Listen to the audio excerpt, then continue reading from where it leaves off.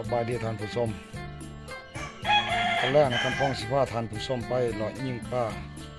ให้ทงหน้าแล้วเอาหนายิงป้ามือแรง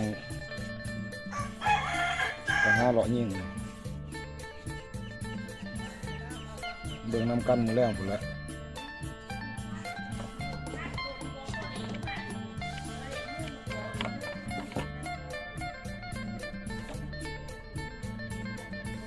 โอ้ไล่มันเอาใส่นี้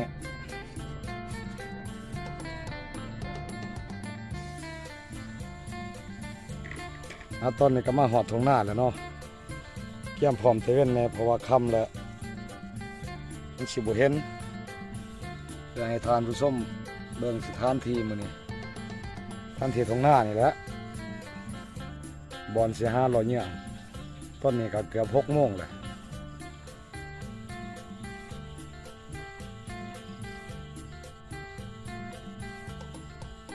คำๆหมดแล้วจังเบิ่งน้ำกัน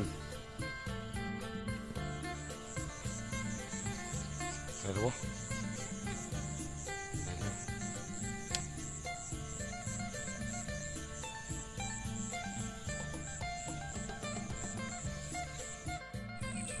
ปลาทิ้ง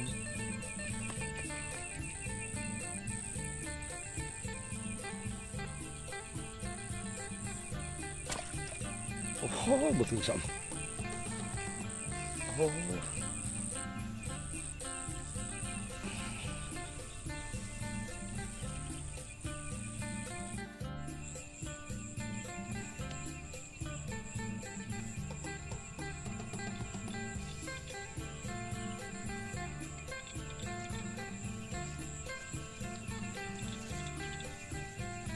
นี่แล้วนะปลาเค็ง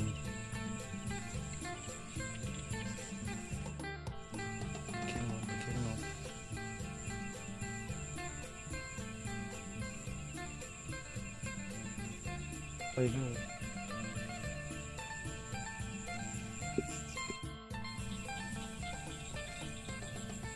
ทุกคนหน่อย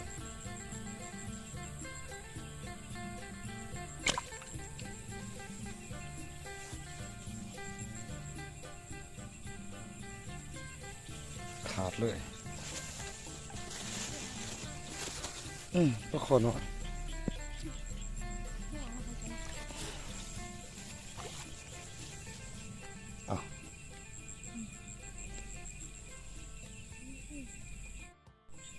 ครบ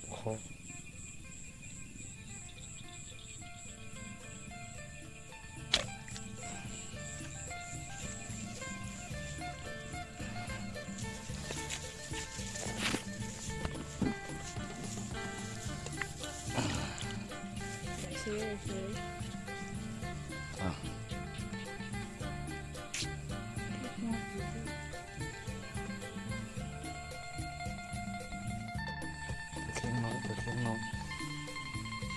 เล่นสตองมันโอ้ย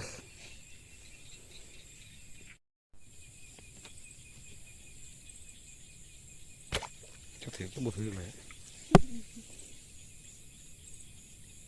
ที่ซื้อมา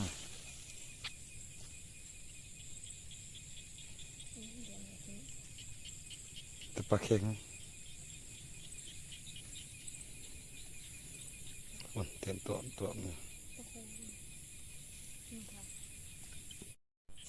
ลาเค็งน้อย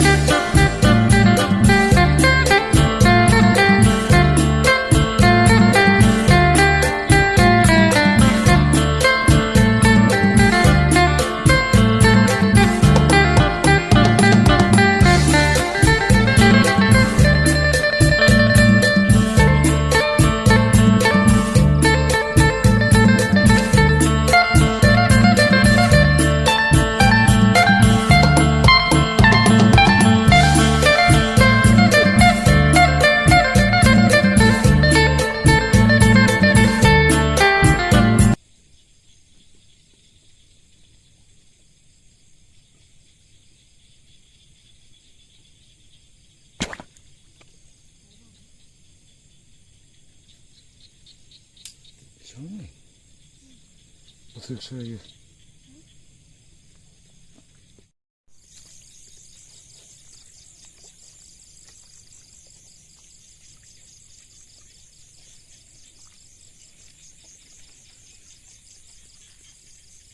โอ้หน่วย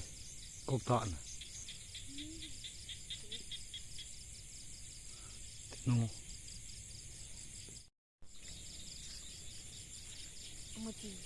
ตะกะเต่าใช้ตะกะเต่าเว้ยโอ้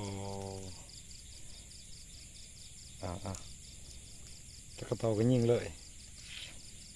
ระวังนะลูกนางท้องถูกเหรออ๋อ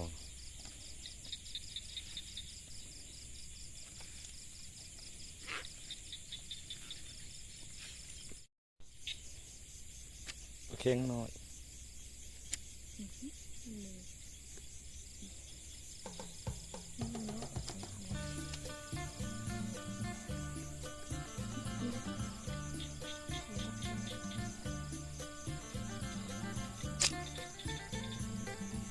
็จเรียบร้อย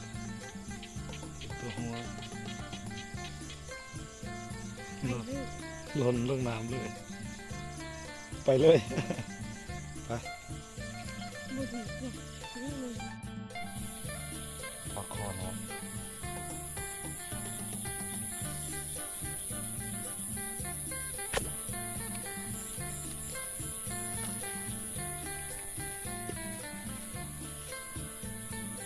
ขาดเลยเอาไหมซึ่งก็บอกคนหน่อยเดี๋ยวลิง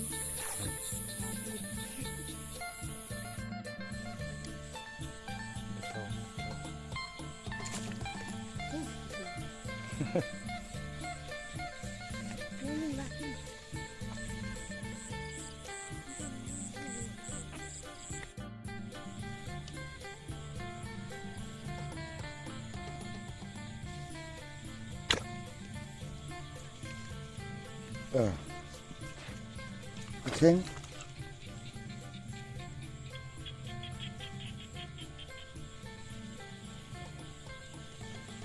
เข่งหน่อย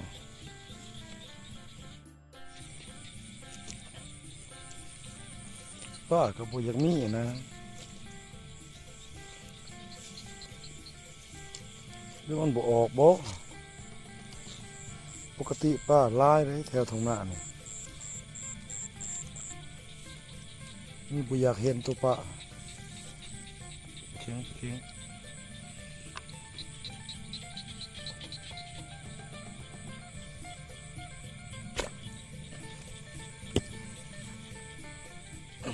เสร็จแล้ว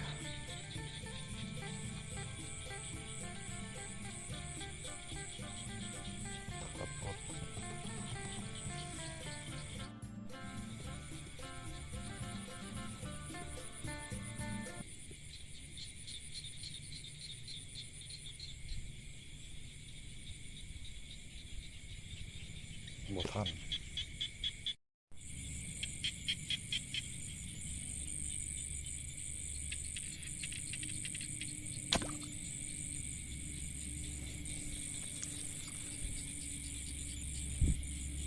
บ่ถือ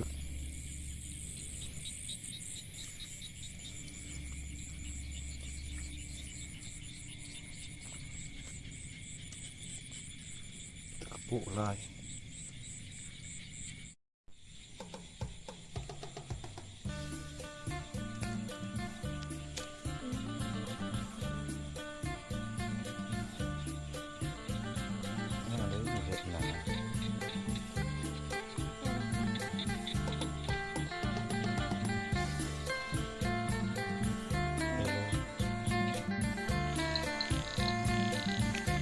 รวมหยอดบ้างก็จะมีอะไร